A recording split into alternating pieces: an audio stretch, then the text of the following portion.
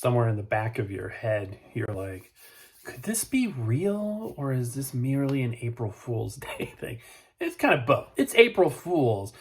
I don't have a VPI Titan turntable. It's sort of not in the wheelhouse of Record-ology.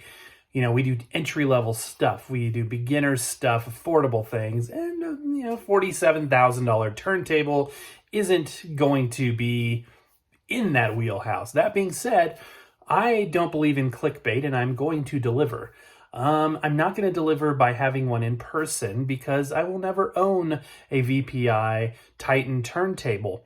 I will at the outset say it is not the most expensive turntable ever made.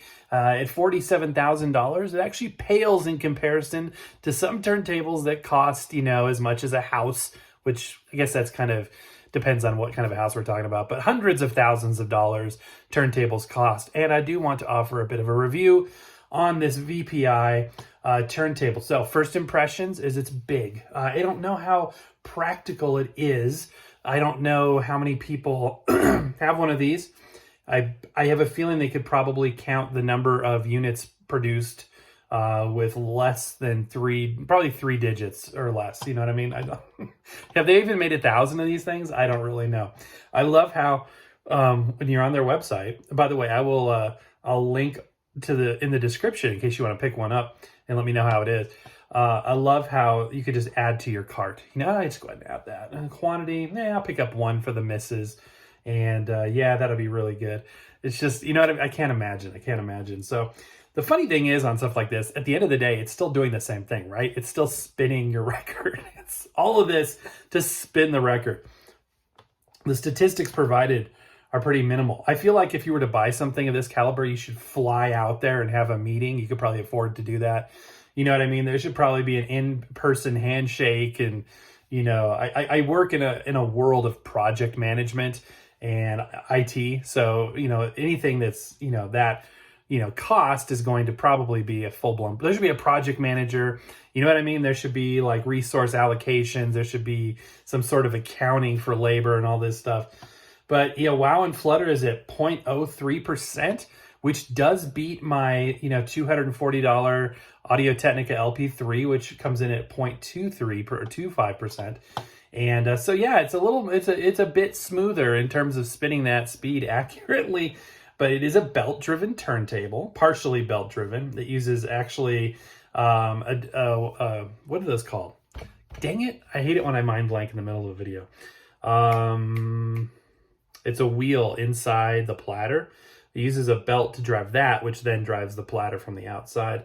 And you can add, I think, up to 3 tone arms. And it's funny, they specify the different cartridges that you can get for this, including a VM95, which is like a $45 cart. Can you imagine? I got a $47,000 turntable with a $45 cartridge on it, which is truly the most important part of a turntable is the cartridge. And that's the way it is, though. I mean, even down in our world at I don't want to say the bottom of the barrel, but low on the totem pole, you'll have a $300, $400, $500 turntable and a $20 cartridge, sometimes a $10 cartridge if they put a 3600 on there.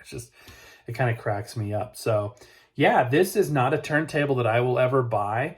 It would be interesting to see, but at the end of the day, I think that it would probably sound about as good as a compact disc, which I can buy for $1 on eBay.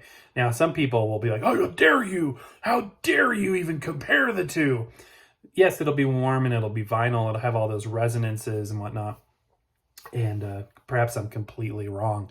But I still maintain that if I can't get the record to sound quite right and I put the CD on, the speed is always perfect. There's no crackling. There's no, none of those issues whatsoever.